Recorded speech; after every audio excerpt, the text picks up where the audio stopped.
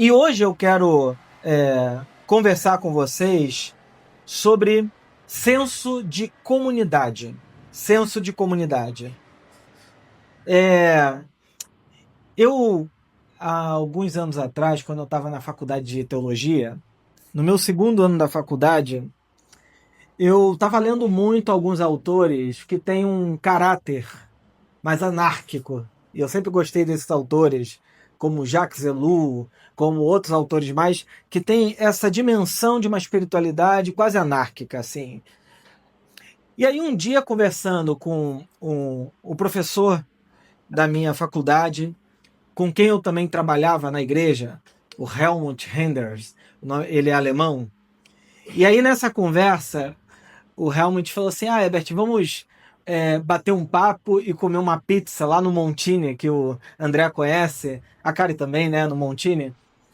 E aí a gente foi lá comer uma pizza, conversar. E aí, a gente conversando sobre a fé cristã, eu falei para ele assim, olha, eu penso a fé dessa maneira, dessa maneira, dessa maneira. E ele disse o seguinte, olha, isso é muito importante. Porém, uma pessoa dura pouco tempo.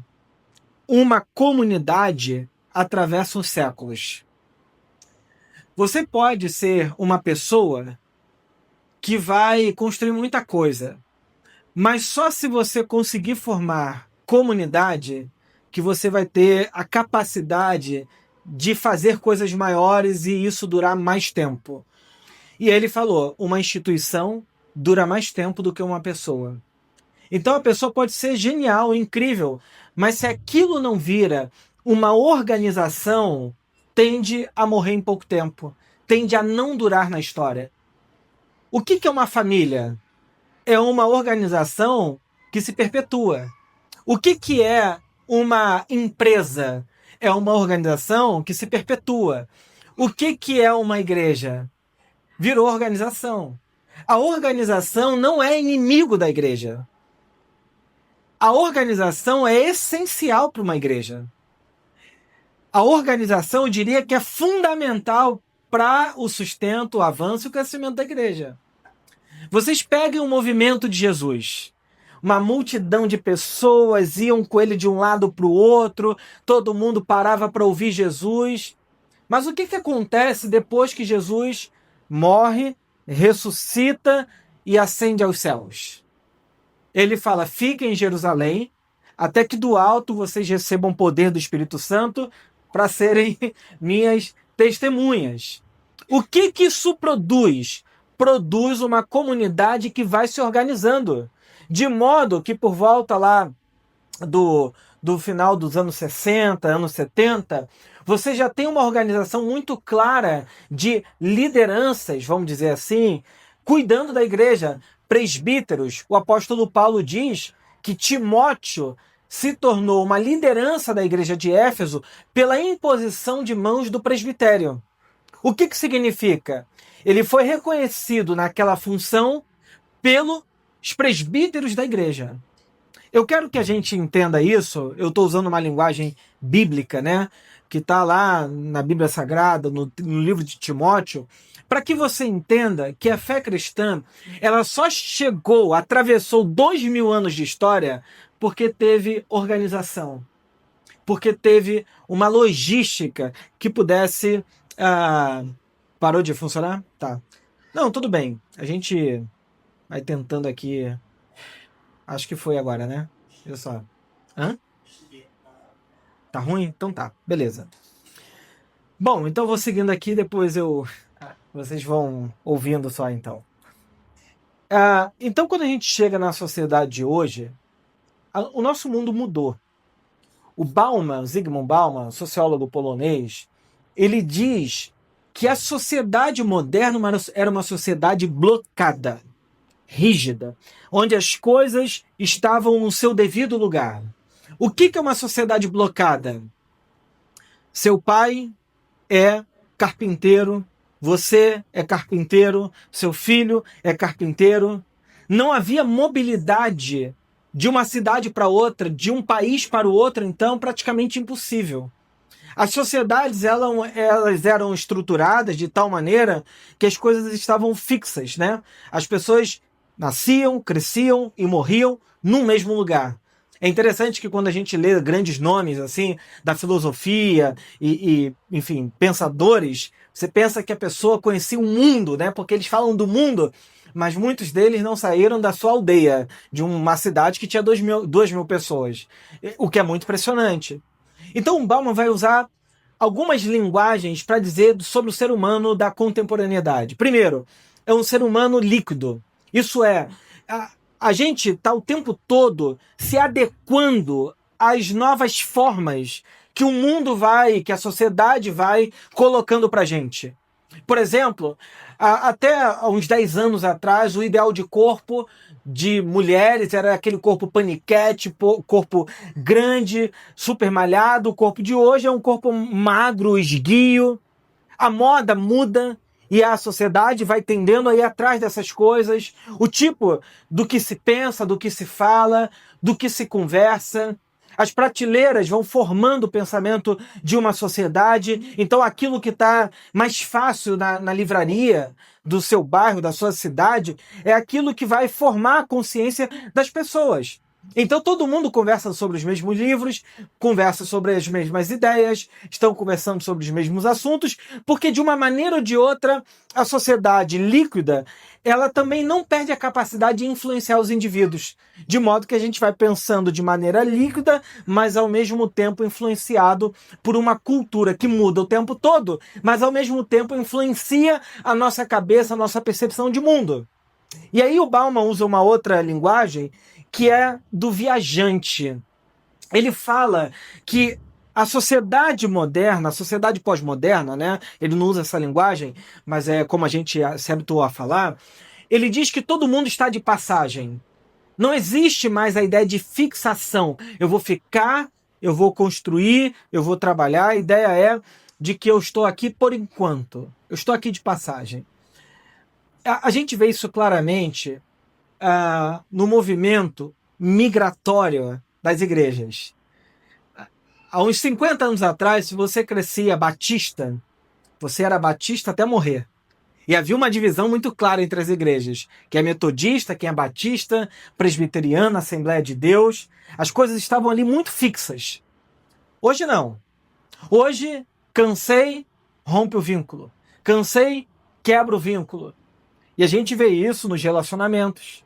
Casamento, namoro, relacionamento. Virou esse lugar de fragilidade. Talvez o grande palco disso sejam os aplicativos de relacionamento, que geram, pelo menos na nossa prática clínica ou daquilo que a gente ouve hoje na psicanálise, uma angústia enorme. Que as pessoas estão um tempo todo tentando construir um vínculo, acaba, constrói outro, acaba. Um sentimento de vazio enorme, de não pertencimento enorme, de um esvaziamento quase que absoluto da nossa identidade em busca dessa coisa que a gente não sabe bem o que é. E daí a terceira coisa do Bauman é a fragilidade. Já que tudo é líquido e eu estou de mudança o tempo todo, eu não consigo mais construir vínculo. Eu namoro há 8 meses e eu já estou angustiado porque estou muito tempo namorando. Essa a capacidade dos vínculos da atualidade. Eu não suporto. Imagina, eu já ouvi isso, né? Eu e a Lidiane, a gente está junto desde os 15 anos de idade. Eu tenho 35. E algumas pessoas falam assim: como é que pode tanto tempo? Eu não consigo conceber essa ideia. E eu não estou idealizando, não, porque é um desafio enorme construir uma vida com uma pessoa por tanto tempo. É muito difícil. Tem erros, tem acertos, tem ajustes, reajustes. Tem momentos que você fala, cara, isso aqui vai acabar. Esse relacionamento não vai dar certo. E de repente passa e tu fala, caramba, a gente conseguiu sustentar o vínculo. É difícil demais.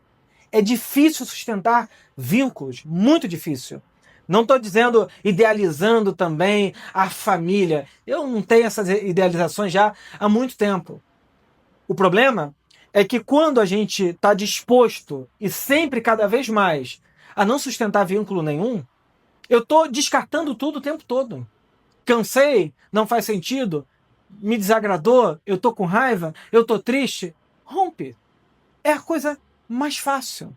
Só que uma pessoa sem vínculo é uma pessoa que fica vazia.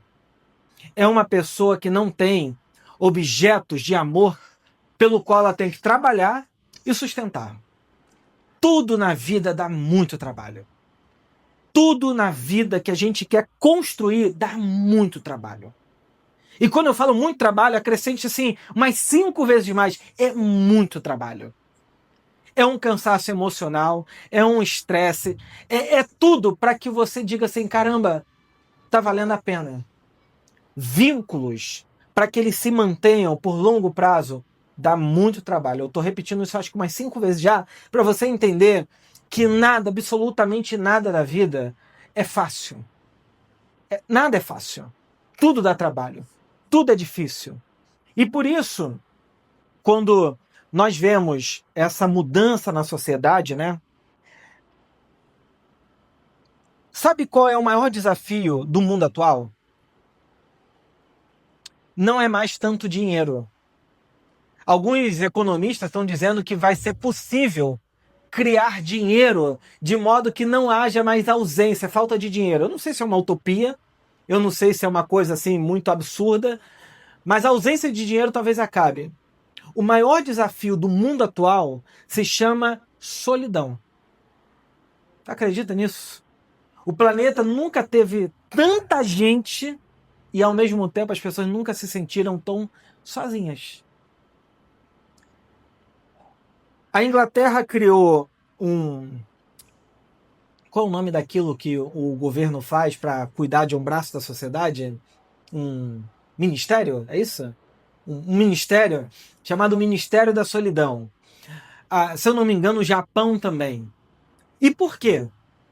Eu moro em apartamento, prédio. Apartamento, aquilo que aparta, né? Aquilo que divide, né? As pessoas, as coisas, a casa. E é interessante que houve uma mudança na sociedade brasileira e mundial, que é a saída do campo para a cidade. No campo, as famílias estavam relativamente mais unidas, mais estáveis, e na cidade há um desvinculamento dessas famílias, de modo que você vai morar num lugar que a sua família não está ali, ou você vai ter que trabalhar num lugar que você não tem vínculos. Então, a maior parte da sociedade brasileira que em 1940 estava no campo, no mundo de hoje, 2026, 2024, né, que é o dado que eu tenho, está na cidade. A maior parte. E qual é o grande desafio disso? É que no mundo urbano nós temos uma aceleração de trabalho, todo mundo está numa vida muito louca que realmente não tem tempo para muita coisa. Mas uma outra questão é que os vínculos se tornaram mais frágeis. Por exemplo, eu acho esquisitíssimo, mas eu sei que é parte da vida. Você entra no elevador, você não sabe quem é o seu vizinho, a sua vizinha. Não sabe o nome das pessoas. Você desce, no meu caso, para a academia lá do prédio, e eu não sei quem é o nome, não sei nada daquelas pessoas. Eu acho uma vida assim muito esvaziada de vínculos. São dois seres humanos ocupando o mesmo espaço, mas é quase que um vivendo como se o outro não existisse naquele mesmo lugar.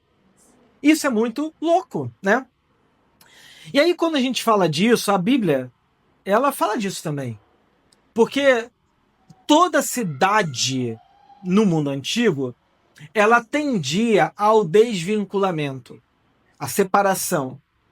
E aí o apóstolo Paulo, ele vai escrever a carta de Corinto numa cidade portuária com mais de 500 habitantes, o que para a época era uma das maiores cidades do Império Romano, porque hoje em dia a gente pensa em milhões, né? Uma cidade com milhões de habitantes, mas 500 mil era muita gente naquele período.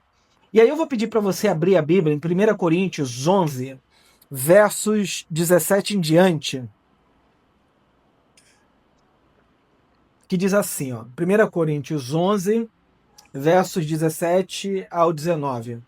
1 Coríntios, no Novo Testamento, depois dos Evangelhos, livro de Atos, Romanos, primeira, você vai encontrar aí. Diz assim, ó, nas instruções a seguir, Paulo está dando instruções para a igreja, não posso elogiá-los, pois quando vocês se reúnem, fazem mais mal do que bem. Primeiro, ouço que há divisões quando vocês se reúnem como igreja, e até certo ponto eu creio. Suponho que seja necessário haver divisões entre vocês para que se reconheçam os que são aprovados. Quando vocês se reúnem, não estão interessados de fato na ceia do Senhor. Verso 20. Alguns de vocês se apressam em comer a própria refeição. Como resultado, alguns passam fome, enquanto outros ficam bêbados, embriagados. Será que vocês não têm casa onde comer ou beber? Ou querem mesmo envergonhar a igreja de Deus e humilhar os pobres? Que devo dizer? Querem que eu os elogie? Certamente não os elogiarei por isso. Porque cada vez que vocês comem desse pão e bebem desse cálice, eu vou passar um pouco aqui, verso 31. Se examinássemos a nós mesmos, não seríamos julgados dessa maneira. Mas quando somos julgados pelo Senhor, estamos sendo disciplinados para que não sejamos condenados com o mundo. Portanto, meus irmãos, quando se reunirem para comer, esperem uns pelos outros. Se estiverem com fome, comam em casa, a fim de não trazer julgamento sobre si mesmos ao se reunirem. Eu lhes darei instruções a respeito de outros assuntos depois que eu chegar aí. O que o Paulo está dizendo aqui? Na igreja de Corinto, eles tinham senso de comunidade, e aqui está o paradoxo. Existe comunidade que gera vida, e existe comunidade que gera morte. Paulo está dizendo que nós podemos ter senso de comunidade com profunda lógica individualista. Paulo está dizendo que tinha uma ceia lá, que o pessoal se reunia para comer, e aí o Herbert acordava com fome dentro de casa, falava assim, quer saber? Eu vou lá para a ceia antes de todo mundo e vou comer tudo que tem lá, não vou deixar para ninguém. Aí Herbert chegava às 9h30, comia o pão, o queijo, o bolinho, mas o que tem aqui? Bebia o café todo. E aí, o pessoal que não tinha a grana da igreja, que realmente precisava da ceia para se alimentar, chegava depois e não tinha mais comida. Aí Paulo está dizendo, tem alguns fracos e até estão dormindo. Dormindo é uma outra palavra para eles estão morrendo. Vocês estão vivendo numa lógica de comunidade, usando a comunidade para o benefício próprio, não pensando no outro. É pertencimento que gera morte. E, gente, quantas comunidades hoje têm pertencimento de morte? Comunidades grandes. Pessoas que se reúnem num lugar e que você fala assim, uau, o ajuntamento é incrível. Mas se o sentimento interno continua de solidão, é ajuntamento que não produz vida. Se o sentimento interno é de uma comunidade onde eu vou, tem muita gente, mas ninguém sabe meu nome, ninguém me conhece, eu não me sinto parte de verdade, isso é um adoecimento para a comunidade de Jesus. Não pode ser assim. Pertencimento de morte. E quais são as marcas de um pertencimento de morte? É um pertencimento indiferente a Jesus. Paulo diz, quando vocês se reúnem para a ceia, não estão de fato interessados na ceia do Senhor. Eu já vi pessoas dizendo, eu vou para aquela igreja porque lá eu vou poder fazer network e vender melhor meu trabalho. Isso é pertencimento de morte de longe. Ou eu vou para aquela comunidade porque lá tem pessoas do meu nível. Pertencimento de morte. Pertencimento de morte é tudo aquilo que eu faço em comunidade e que Jesus esteja lá do lado de fora, longe. Uma segunda marca do pertencimento de morte é um pertencimento que não leva em consideração os pobres. Será que vocês não têm onde comer e beber? Ou querem mesmo envergonhar a igreja de Deus e humilhar os pobres? Que devo dizer? Quero que os elogie? Certamente não os elogiarei por isso. Uma igreja, uma comunidade reunida ao redor do Cristo, não pode ser indiferente aos pobres. E isso aqui é uma marca interessante, paradoxal, inclusive. Porque a igreja, historicamente, é aquela que mais investe, talvez, em terceiro setor da humanidade. do mundo. Uma terceira marca de morte é o pertencimento ganancioso. Paulo diz que alguns de vocês se apressam em comer a própria refeição e, como resultado, alguns passam fome. Talvez a gente não fale mais de comida hoje, mas a gente fala, talvez, de um pertencimento onde eu estou para produzir a minha própria imagem, fazer o meu nome grande. A gente cantou uma música aqui falando de Jesus, né? Mas a gente pode cantar essa música falando da gente. Construir um nome, construir uma relação onde eu esteja autointeressado o tempo todo. Isso é um pertencimento ganancioso. E a quarta coisa de um pertencimento ganancioso é um pertencimento ritualístico sem vida. Paulo diz que tem gente que come e bebe do cálice do Senhor sem levar em conta o corpo de Cristo. A gente pode chegar aqui e cantar, ou a gente pode chegar aqui e ouvir uma reflexão, a gente pode chegar aqui ou em qualquer lugar, ou na nossa casa, tem gente que adora botar um YouTube, uma pregação, e as coisas irem virando rito sem vida. Eu tenho que fazer porque eu tenho que fazer. O coração não está envolvido, a alma não está envolvida. Eu chego nesse lugar desconectado de tudo. Eu entro aqui para um momento de comunhão com Deus e eu sou roubado pelo telefone, pelo pensamento. Eu estou desconectado. É um sentimento muito forte no tempo presente. Pessoas desconectadas do que estão vivendo naquele momento. A nossa cabeça está assim, ficando pior com o tempo. A nossa atenção está pior. A nossa capacidade de atenção está ruim. Um filme de 2 horas e meia para a gente é insuportável. A gente tem que ver em fragmentos de 20 minutos. Estar. Talvez seja o maior desafio do nosso tempo. Estar. A gente pode frequentar lugares, ir a lugares, mas estar. Esse exercício de eu estar conectado a mim mesmo, ao que está acontecendo ao meu redor, ao mundo, às coisas. É um esvaziamento e a gente pode ritualizar buscando se conectar. É uma coisa obsessiva horrível. Bom, a gente vive nessa lógica, né, do eu. E a lógica do evangelho é aquilo que lá no nosso retiro eu chamei de eós. É um eu com nós, eós. E aí eu quero dizer como que Paulo, nesses 10 minutinhos finais aqui, ele ensina pra gente a construir um senso de comunidade, um senso eótico, sabe? Esse eós prático. Ele diz assim em 1 Coríntios 12. Agora, irmãos, quanto à sua pergunta sobre os dons espirituais, na continuidade do texto, não quero que continuem confusos. Vocês sabem que quando ainda eram pagãos, foram conduzidos pelo caminho errado e levados a adorar ídolos mudos. Por isso, quero que compreendam que ninguém que fala pelo Espírito de Deus amaldiçoa Jesus e ninguém pode dizer que Jesus é Senhor a não ser pelo Espírito de Deus.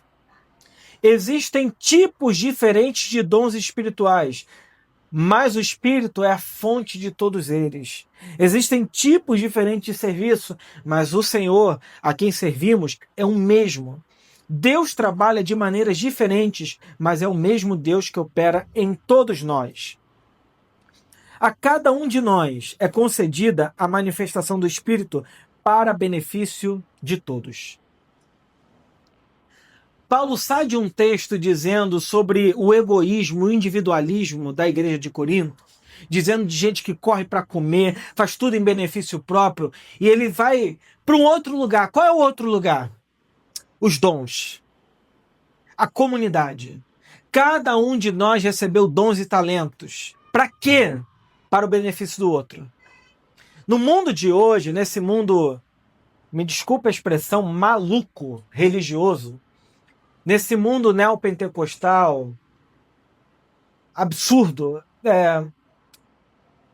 e muitas das vezes pentecostais e tradicionais também. No mundo pentecostal, a pessoa se vangloria pelo dom que tem. Eu falo em línguas, você não. Eu tenho dom disso, você não. Uma coisa horrível. No mundo tradicional, a coisa não está tanto no dom, está no poder. Eu tenho esse cargo, eu tenho esse poder, me chama de pastor, de bispo, de bababá. Coisas que não servem para nada do ponto de vista do evangelho. Mas o ponto é o seguinte: quando nós vivemos uma lógica comunitária em que o eu quer se colocar acima de todos, não há espaço para dons espirituais. Os dons espirituais é sempre para o serviço do próximo, assim como o fruto do espírito. Imagina uma árvore de maçã, uma macieira. A macieira não dá maçã para si mesma. A macieira dá maçã para os animais, para os seres humanos. Assim também os dons do espírito. Os dons do espírito é para a edificação da comunidade, do próximo. A vida, ela está no serviço, ela está no próximo. Se ligar à vida é se ligar ao próximo. Servir a alguém, dedicar a vida a alguém. O paradoxo do evangelho é que enquanto a sociedade e toda a sociedade cria uma vida em torno do império do eu, o evangelho é pão nosso, Pai nosso, Deus nosso. A lógica do mundo que a gente vive é quanto mais eu, melhor. A lógica do evangelho é quanto mais nós, melhor. Mas não é um nós em que eu me perco. É um nós em que eu posso existir na minha individualidade, sendo quem eu sou. Porque se perder também é virar massa. E quando a gente vira massa, a gente perde individualidade, a gente perde as nossas características, o que é horrível. Fica todo mundo igualzinho, veste a mesma camisa, gosta do mesmo estilo de roupa. Você fala, nossa, que coisa bonita, todo mundo igual. Terrível. Terrível. O evangelho é esse eós. E para que a gente construa senso de comunidade, senso de eós, senso de pertencimento, o resultado de Deus na nossa vida é que o Espírito Santo, que se ele habita em nós, o resultado é a manifestação dos dons para o próximo, para o outro. E por isso eu vou terminar dizendo que senso de comunidade precisa te levar ao serviço. Jesus nunca deu para a gente um trono, um cetro e uma roupa de rei. Quando Jesus quis ensinar aos seus discípulos como eles deveriam viver, Jesus falou, vocês têm que ter uma bacia e uma toalha nas mãos. Desafio, hein? Uma bacia e uma toalha. As armas do cristão, como diz o apóstolo Paulo, não são humanas e nem carnais. O cristão não tem arma humana e nem carnal.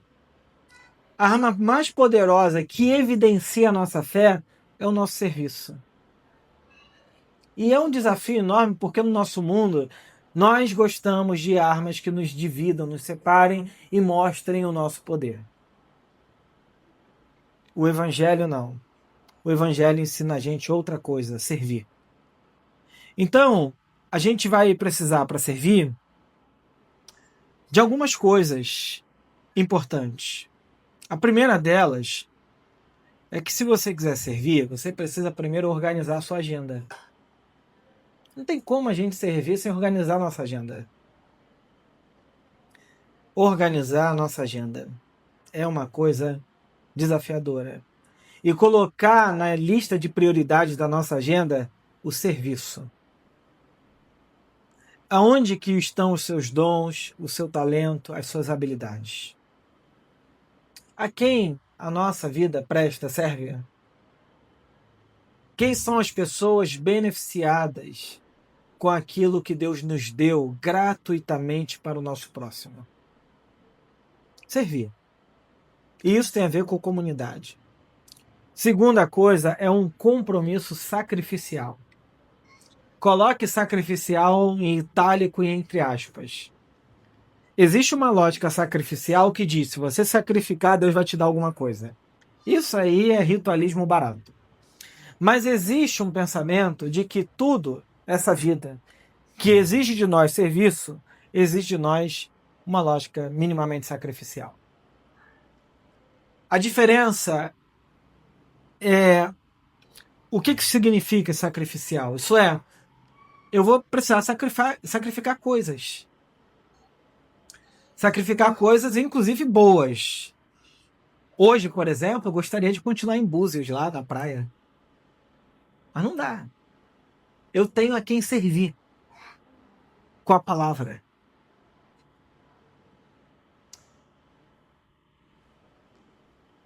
A mentalidade de serviço muitas das vezes nos impõe sacrifício de coisas maravilhosas. E é um desafio enorme fazer isso. A nossa tendência é pensar no eu.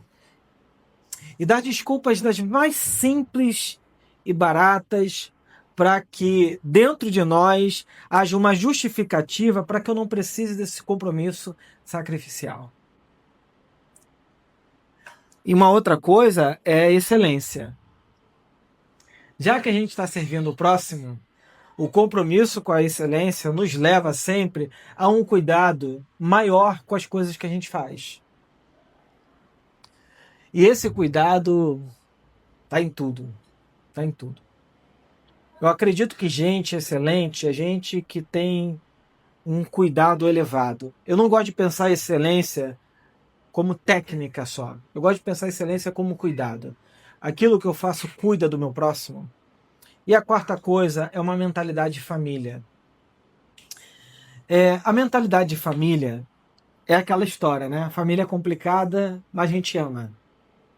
Se alguém aqui tem uma família extremamente perfeita, maravilhosa, que você diz assim, eu não tenho conflitos com ninguém, eu diria que assim, na minha família nuclear, que é com quem eu convivo, beleza, assim, tem uns conflitos ou outro, de vez em quando tem umas discussões com a minha mãe, com meu pai, com a minha irmã, faz parte. Mas família eu diria que uma das coisas mais importantes da nossa vida. Família é pertencimento, é vínculo, é a sua comunidade, é base daquilo que a gente é base daquilo que a gente está construindo juntos. Família é muito importante. Mas eu gostaria que você pensasse em família não só em termos individualistas, a família nuclear, mas pensasse também na família da fé. As pessoas que nós conhecemos aqui como parte dessa família espiritual que por causa de Cristo nós nos unimos, pertencemos, estamos juntos. Isso é muito importante, gente. Se por um lado a lógica religiosa causa um desvinculamento familiar, a lógica do evangelho deveria causar em nós um pertencimento familiar. De modo que a gente vai construindo vínculos em que a mesa é o nosso lugar comum. E não isso aqui, o palco. Inclusive, isso aqui é uma coisa que a gente vai ter que mudar em breve. Eu pregar em pé é uma coisa que eu sempre falei, não faz sentido. Eu só deixei rolar porque precisava da luz, a cadeira que estava aqui é muito grande. Mas o que faz sentido é a gente sempre se sentir nesse lugar da mesa, da família, do acolhimento. Vocês sabem que desde o começo a proposta da Viva era a gente ter um espaço que fosse uma casa. Um espaço que fosse uma casa e essa casa acolhesse a nossa comunidade. Porque eu acho que a espiritualidade de Jesus tem muito mais a ver com uma mesa que sempre tem espaço sobrando do que um auditório em que as pessoas estão assistindo um evento. Jesus é mesa e não palco. Jesus é comunidade, não evento. A espiritualidade de Jesus é essa. Se a gente quiser essa espiritualidade, óbvio, vai sempre ter espaço. E vai sempre ter espaço para a gente construir isso. Que Deus nos abençoe nesse domingo, nos dê a graça de construir e encontrar que a Viva seja uma comunidade de fé em Jesus Cristo. E que a gente possa usar nossos dons, talentos para servir de maneira prática e concreta. Amém. Amém. Vamos cantar mais uma e terminar?